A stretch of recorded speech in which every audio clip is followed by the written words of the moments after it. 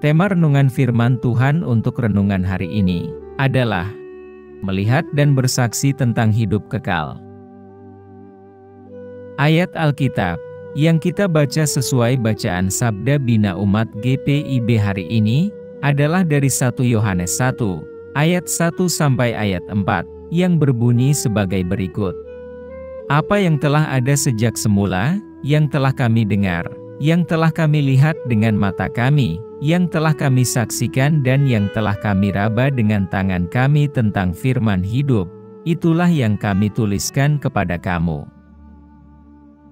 Hidup itu telah dinyatakan, dan kami telah melihatnya, dan sekarang kami bersaksi, dan memberitakan kepada kamu, tentang hidup kekal, yang ada bersama-sama dengan Bapa, dan yang telah dinyatakan kepada kami. Apa yang telah kami lihat dan yang telah kami dengar itu, kami beritakan kepada kamu juga, supaya kamu pun beroleh persekutuan dengan kami. Dan persekutuan kami adalah persekutuan dengan Bapa dan dengan Anaknya, Yesus Kristus. Dan semuanya ini kami tuliskan kepada kamu, supaya sukacita kami menjadi sempurna. Demikian pembacaan Alkitab. Haleluya. Apa isi firman Tuhan ini, dan tentang apa? Saat kita membaca ayat-ayat Alkitab ini, kita diingatkan akan pentingnya melihat dan bersaksi tentang kehidupan kekal yang tersedia bagi kita melalui Yesus Kristus. Penulis 1 Yohanes sedang menekankan bahwa kehidupan kekal yang ia bicarakan bukan hanya sesuatu yang dapat dipercaya, tetapi lebih dari itu, sesuatu yang dapat dilihat dan disentuh. Dia mengatakan bahwa dia telah melihatnya, dan bahwa dia bersaksi untuk itu.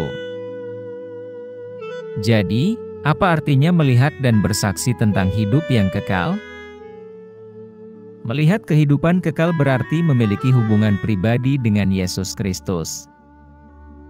Itu adalah memiliki pemahaman dan keyakinan yang mendalam tentang siapa Yesus, dan apa yang Dia lakukan untuk kita di kayu salib. Bersaksi tentang kehidupan kekal berarti membagikan kepercayaan dan pemahaman ini kepada orang lain.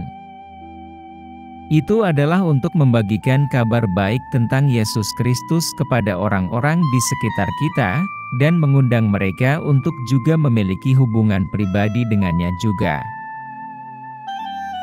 Saat kita membaca 1 Yohanes 1, ayat 1 sampai ayat 4, kita diingatkan akan pentingnya memiliki hubungan pribadi dengan Yesus Kristus, dan berbagi mengenai hubungan dengan Tuhan itu, dengan orang lain.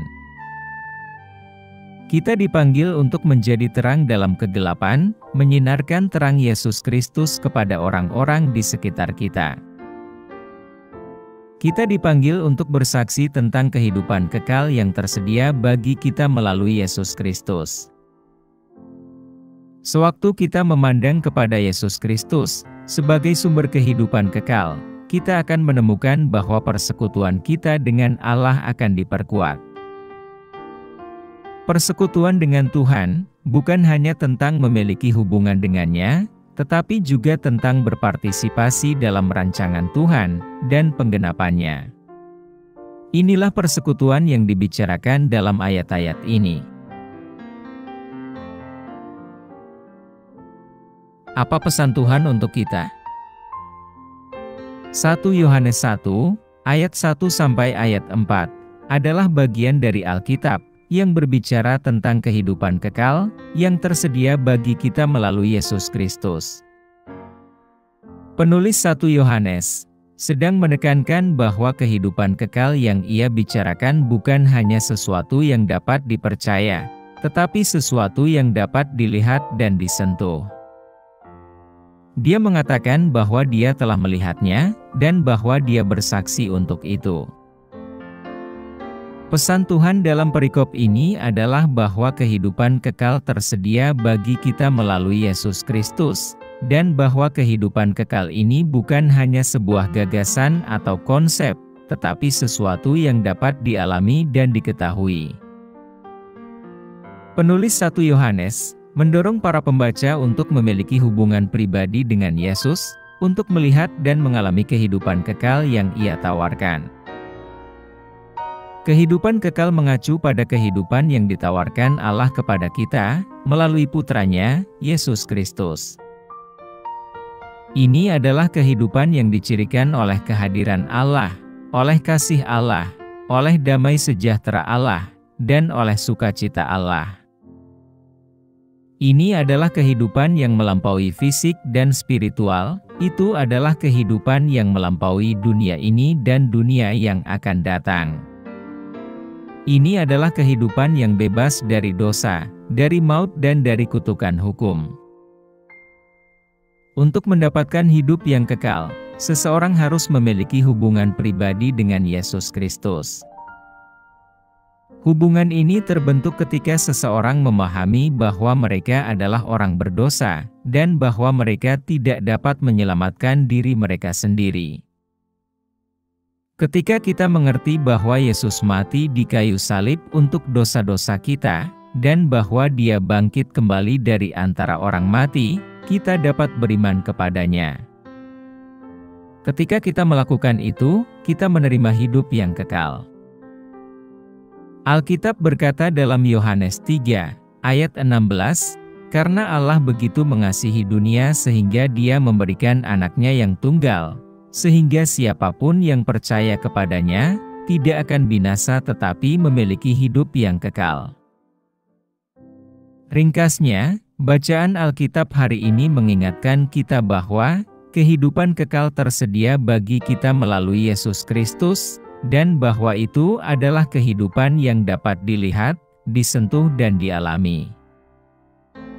Pesan Tuhan adalah, kita bisa memiliki hidup yang kekal ini dengan memiliki hubungan pribadi dengan Yesus, melalui iman kepadanya, dan karyanya di kayu salib. Apa yang harus kita terapkan dalam kehidupan kita? Kita harus membaca dan mempelajari Alkitab, khususnya ajaran Yesus, untuk mendapatkan pemahaman yang lebih dalam tentang pesannya, dan tentang bagaimana hidup sesuai dengan ajaran Yesus. Kita harus berdoa secara teratur, meminta tuntunan dan hikmat dari Tuhan dalam menjalani kehendak-Nya. Kita harus menghadiri persekutuan ibadah di gereja, atau berpartisipasi dalam kelompok kecil untuk belajar dari orang lain, yang juga berjuang untuk mengikuti Yesus, dan untuk berbagi perjuangan dan kesuksesan kita sendiri dengan orang lain.